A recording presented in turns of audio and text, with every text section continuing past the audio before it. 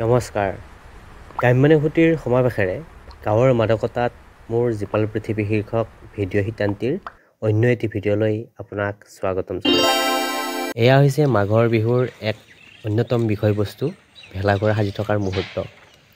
আৰু আমি কিছু দৃশ্য সাঁচি ৰাখিছিলোঁ আৰু এতিয়া আচলতে দি আছোঁ।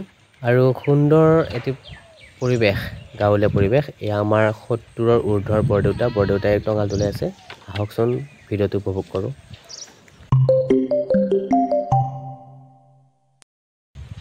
নমস্কাৰ প্ৰিয় দৰ্শক, এটি সুন্দৰ পৰিৱেশৰ মাজত আমি আছোঁ। আৰু এইবোৰ যে আপোনালোকে দেখিছে সেইবোৰ আচলতে নৰা, আৰু নৰা কটা হৈছে আৰু বেছিভাগ ভণ্টিয়ে কাটিলে। আৰু এইখিনি অলপ শুকাবলৈ বাকী আছিলে আৰু আমি সেইকাৰণে ৰ'দত মেলি দিছোঁ। আৰু এইজন হৈছে আমাৰ বৰদেউতা। এতিয়া বৰ্তমান বয়স হয়তো ৭২-৭৩ মানেই হ'ব। আৰু আমি এতিয়া একেলগে দুটা প্ৰজন্মই কাম কৰি আছোঁ। বৰদেউতাই কিন্তু বৰ্তমানেও সুন্দৰকৈ টঙাল তুলাই আছে। আৰু আমাৰ সেই ওপৰত উঠি থকাজন খুৰা, আৰু আমি সেইখিনি নৰা কাটিলোঁ, আৰু ওচৰত থকাজন ভণ্টি, আমি সকলোৱে এটি সুন্দৰ পৰিৱেশৰ মাজত ভেলাঘৰ নিৰ্মাণ কৰি আছোঁ। পাপতি শাওন ভোগালী বিহুৰ প্ৰস্তুতি এয়া। আৰু আচলতে টঙাল তোলালে বা টঙাল যেতিয়া বনোৱা হয় তেতিয়া আচলতে সৰু কটাৰীৰে কৰা হয়। আমাৰ বৰদেউতা মানে ইমানে এক্সপিৰিয়েঞ্চ হৈছে, তেওঁ এতিয়া বৰ্তমান দাখনেৰেই বনাব পৰা হৈছে। আচলতে মই ভালদৰে নাজানো টঙাল তুলাবলৈ, পাৰোঁ যদিও বহুত টাইম লাগে। আৰু বৰদেউতাক যেতিয়া আমি কৈ দিওঁ তেতিয়া মানে সোনকালে হৈয়ে যায়। আৰু এতিয়া সুন্দৰভাৱে প্ৰতিবাৰে বনাই, প্ৰতিবাৰে টঙাল তুলাই দিয়ে। আৰু মই যিখিনি পাৰোঁ ব্যৱস্থাটো কৰোঁ।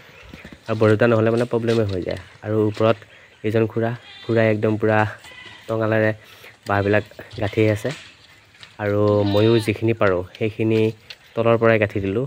আচলতে ওপৰত উঠিবলৈ অলপমান ভয় ভাৱ অনুভৱ হয়। আৰু খুৰাহঁত নহ'লে বিশেষকৈ ময়ে উঠোঁ, আৰু ওচৰ চুবুৰীয়া দুই এজন আহে, সিহঁতেও সহায় কৰি দিয়ে। আৰু ভণ্টিও মানে টঙাল লাগিলে টঙাল দিয়ে, বা কটাৰী লাগিলে কটাৰী দিয়ে, এনেকুৱা। আৰু এইখিনি চাওকচোন, ময়ে বেছিভাগ গাঁঠি আহিছোঁ তলৰখিনি, যিখিনি লাগ নাপাওঁ।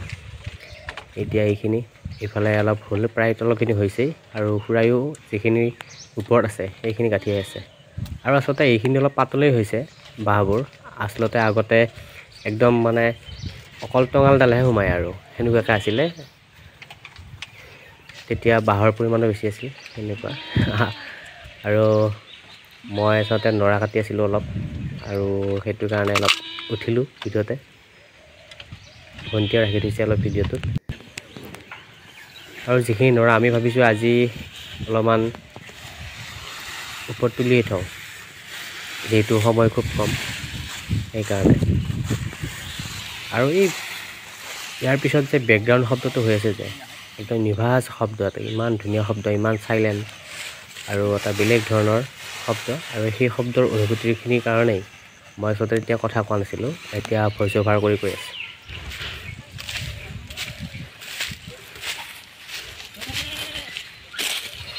একদম পূৰা কামত ব্যস্ত। আৰু খুৰীয়ে বৰ্তমান চাহ লৈ আহিছে। আৰু যিখিনি আছে নৰা সেইখিনি নি ওপৰত উঠাই দিওঁ, অলপ সোনকালে হ'লেই হ'ল। আৰু সেইটোৱে।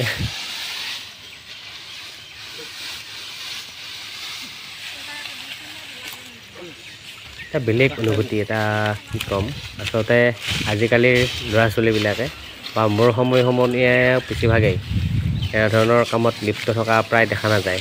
এইবিলাক এটা অস্বস্তিকৰ আৰু মানে নিৰৰ্থক কামৰ নিচিনা বুলি ভাবে। আৰু মই আচলতে সেইটো নাভাবোঁ।